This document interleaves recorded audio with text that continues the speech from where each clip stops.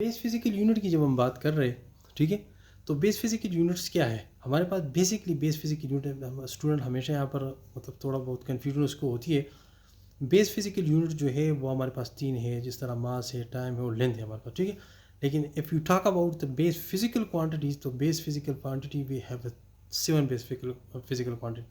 उसमें हमारे पास क्या है, उसमें हमारे पास टाइम है, मास है, length, temperature, current, amount of substances, intensity of light, ठीक है।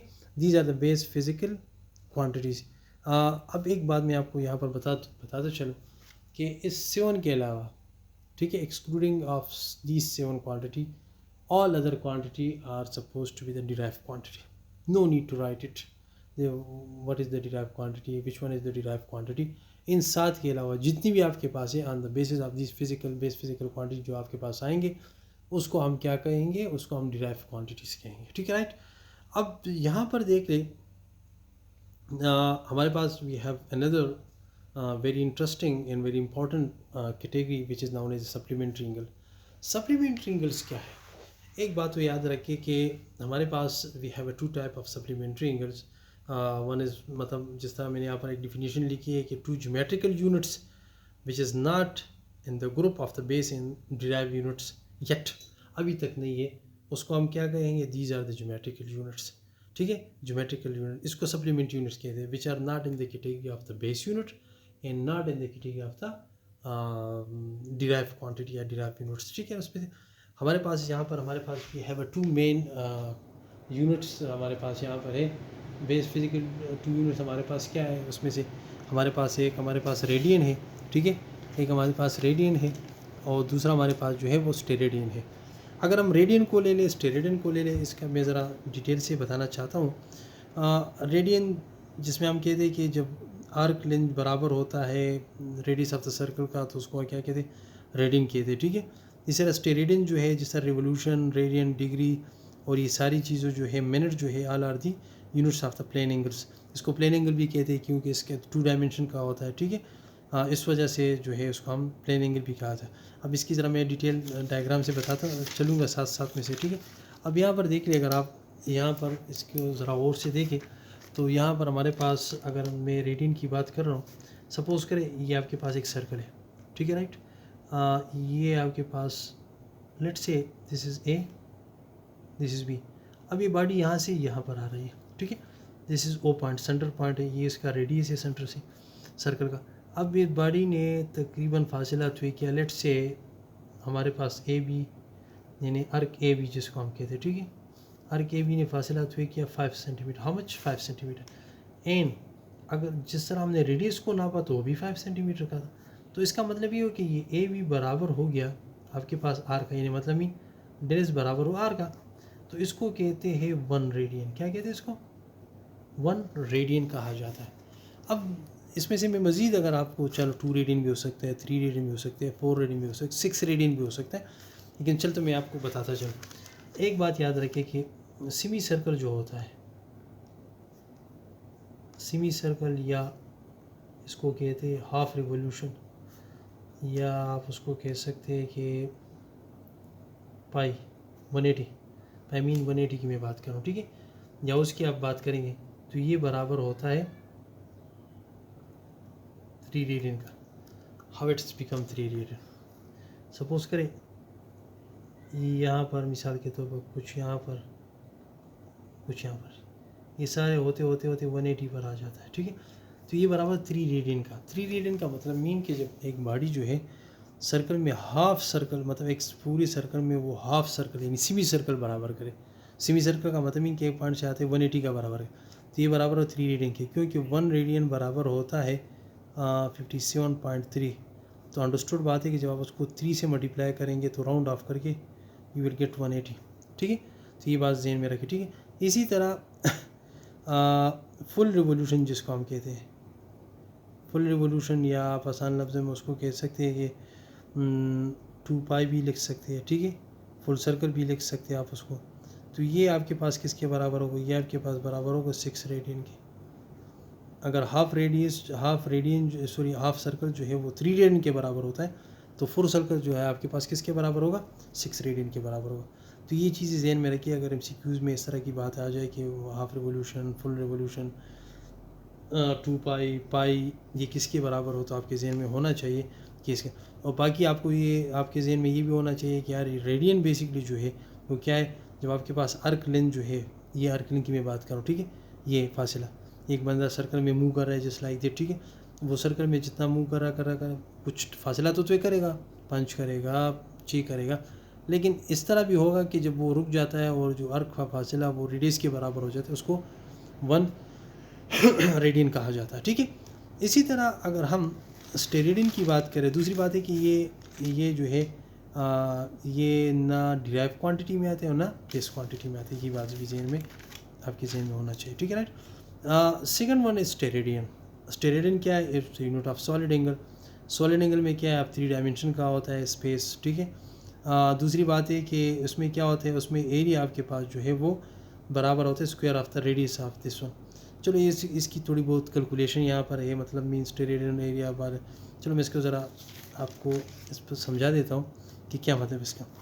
चलो मैं आपको बता देता हूँ कि ये आपके पास एक टुकड़ा है रेडियस का, राइट, ये उसके ओ इट्स आर थीटा, ये आपके पास क्या है, इसको कहते हैं सरफेस एरिया। अगर ये surface area this square of the distance के बराबर हो जाता है तो इसको कहते हैं 1 स्टेरेडियन। क्या कहते हैं 1 स्टेरेडियन। बड़ी आसान सी बात है। देखिए जब हम वाटरमेलन लेते हैं ना बाज़ार से, तो कभी कभार बंदों को शक होता है कि यार हमें किस तरह पता चलेगा कि ये जो है ये रेड है अंदर से कि नहीं, ये किस तरह है, वाइट है या रेड है, क्या है, मीठा होगा कि नहीं होगा, किस तरह उसको हम चेक करते। तो देखिए आपने देखा होगा, तो हम इसमें से एक टक लगाते हैं दरमियान से चाकू से, ठीक है, राइट, उसको इस तरह निकाल लेते हैं, ठीक है। तो इसका रेडियस होगा ये उसका एरिया। अगर हम बड़ा टक लगाते, सपोज़ करें इस तरह लगाते, तो आपने देखा होगा जितना हम बढ़ते जाएंगे हमारे पास आर की वैल्यू जो है वो बढ़ती। चलो हम एक बड़ा और कट लगाते तो देखते जाए आपके पास क्या होगा, ये आपके पास क्या हो रहा है, इसकी वैल्यू जो है वो इंक्रीज़ हो रही है। तो इसका मतलब है कि जितना हम सरफेस एरिया इंक्रीज़ करते जाएंगे, that much the radius of this body has to be increased.